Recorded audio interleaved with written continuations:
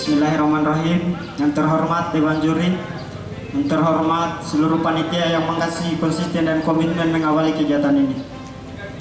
Sambut salam saya, salam kebesaran Islam. Assalamualaikum warahmatullahi wabarakatuh. Salam Om Swastiastu, Namo Buddhaya. Salam kebajikan, salam sejahtera untuk kita semua. Dua kata untuk perubahan, dua kata untuk pergerakan. Hidup mahasiswa, hidup mahasiswa. Pertama-tama dan yang paling utama, ucapan rasa syukur yang tiada henti-hentinya selalu kita panjatkan pada Sang Khalik, pencipta 7 lapis langit tanpa tiang, pencipta 7 lapis tanah tanpa fondasi, yang kemudian memberikan kita kehidupan.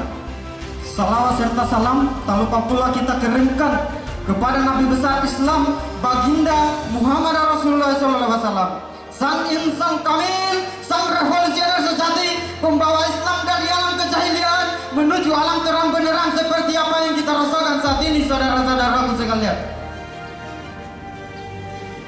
Oke, pada kesempatan ini, pada kegiatan panggung aspirasi, terima kasih telah diberikan saya kesempatan untuk menyampaikan sepatah kata, dua kata, tiga kata, bahkan saya patah-patahkan mencari ribuan kata-kata sebagai bentuk suara yang tak pernah bungkam mengkritik para pemangku kebijakan yang mencoba merugikan masyarakat, yang mencoba tidak fair dengan masyarakat, saudara-saudaraku sekalian. Ketika kemudian hari ini lembaga legislatif mencoba-coba berselingkuh dengan lembaga eksekutif, kemudian membuat kebijakan-kebijakan yang dapat merugikan masyarakat, maka kami tidak akan tinggal diam, maka kami tidak akan tinggal bisu untuk menantang dan melawan rezim-rezim yang kemudian mencoba merugikan masyarakat. Kita tidak berbicara pada kepentingan individu, kita tidak berbicara pada kepentingan kelembagaan, tapi kita berbicara pada kepentingan bersama, kita berbicara pada kepentingan kemaslahatan bersama.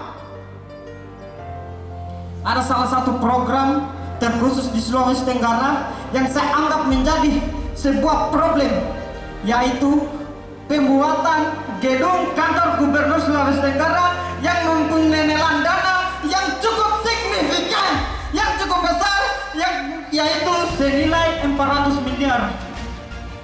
Memang Dewan Perwakilan Rakyat Daerah Pemerintah Provinsi Sulawesi Tenggara mengkritik hal tersebut karena dalam anggaran yang disetujui, anggaran APBD yang disetujui di situ adalah renovasi kantor gubernur Sulawesi Tenggara, bukan pembuatan gedung baru Sulawesi Tenggara, dan itu hanya senilai 20 miliar. Kalau kita bandingkan, ini sangat berbeda jauh. Maka kritik tersebut, kritik dari Dewan Perwakilan Rakyat Daerah tidak berkelanjutan. Karena kenapa? Karena sampai saat ini pembangunan kantor gubernur Sulawesi Tenggara sudah masuk pada tahap awal. Mari kita melihat apa dampak dari pembuatan gedung kantor gubernur Sulawesi Tenggara. Bapak Gubernur menyampaikan untuk kenyamanan berkantor, saudara-saudara sekalian. Mari kita lihat uang yang sangat besar, sangat disayangkan jika dibangun ruang yang begitu megah, kemudian hak-hak masyarakat, kemudian aspirasi masyarakat tidak disampaikan dan tidak direalisasikan. Bagaimana kira-kira semua? Saya anggap bahwa pembangunan itu tidak terlalu efisien karena dalam peraturan daerah Pemerintah Provinsi Sulawesi Tenggara nomor 8 tahun 2020 bab 4 pasal 8, peran, tanggung jawab dan hak pemuda untuk mengawasi, untuk mengontrol masyarakat, untuk agen perubahan. Bagaimana caranya untuk kemudian para pemuda melakukan hal itu? Bagaimana caranya?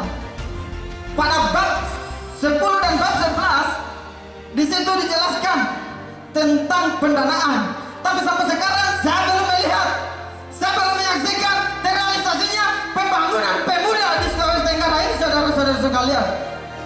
Yang semua negara adalah pemuda pemuda. Tiang sebuah agama adalah pemuda.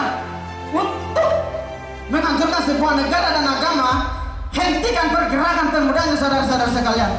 Tapi hari ini pada tanggal 28 Oktober 2022 bertepatan dengan Hari Sumpah Pemuda yang merupakan ikrar saklar dari para pemuda Republik Indonesia yang datang dari berbagai macam daerah, yang datang dari berbagai macam suku, kemudian melebur menjadi satu, mengerucut menjadi tunggal, bersatu menjadi kuat untuk perubahan Indonesia ke depannya saudara-saudara sekalian. Tangan-tangan pemuda adalah generasi revolusioner, generasi konseptor, generasi eksekutor yang kemudian membawa perubahan-perubahan di negeri ini. Bagaimana dengan caranya pembangunan gedung Provinsi Sulawesi Tenggara yang kalau kita melihat dari sisi kestabilan ekonomi masih dalam pemulihan akibat krisis pandemi COVID-19 yang kemudian ditambah lagi masalah kenaikan harga BBM yang kemudian berpotensi menimbulkan inflasi saudara-saudara sekalian. Maka para pemuda jangan pernah takut untuk bersuara, jangan pernah takut untuk menuntut hak. Sudah jelas pada pasal 9 Undang-Undang Dasar 1998 kemerdekaan untuk melakukan pendapat umum di muka umum. Saya kira ini sudah cukup jelas. Pada 28 ini juga dijelaskan 28 ini Undang-Undang Dasar 1945 hak untuk hidup, hak untuk tidak disiksa, hak untuk berpikir, hak untuk beragama, hak untuk tidak diperbudak, dan hak untuk diakui sama di mata hukum. Ingat saudara-saudara sekalian, jangan pernah takut. Di negara hukum ini semua kedudukan, semua jabatan sama di mata hukum. Dalam pasal 27 ayat 1945 sudah dijelaskan di situ. Akan tetapi kalau kita melihat lembaga penegak hukum sendiri yang melakukan pelanggaran hukum, saya rasa itu akan cacat. Maka solusi dari saya, daripada pembuatan gedung Dewan Perwakilan Rakyat Daerah yang cuma sebatas gambar kemudian yang akan berdampak di masyarakat, tidak akan berdampak serius kepada pemuda maupun masyarakatnya saudara-saudara sekalian. Maka dengan pasal-pasal yang telah mengatur pendapat, pasal-pasal yang mengatur untuk mengungkapkan kebenaran-kebenaran, maka saya yakin dan percaya kepada seluruh elemen untuk tetap menyuarakan dengan lantang kebenaran-kebenaran itu saudara-saudara sekalian.